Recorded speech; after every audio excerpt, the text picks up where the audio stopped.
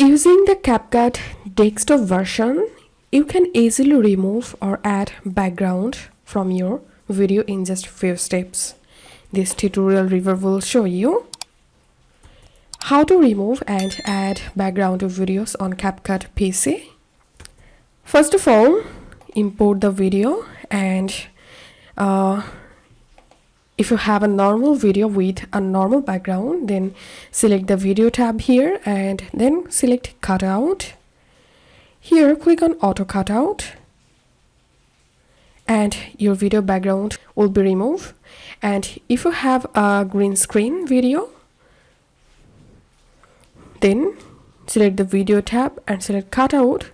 Click on chroma key, click on color picker, and all you have to need is just select the color you want to remove. And now increase the strength and also increase the shadow to get a better result. That's how we can remove background. Now let's see how you can change background of video. So here's I removed this video background and I want to add a new background here. So I'm going to adding this background.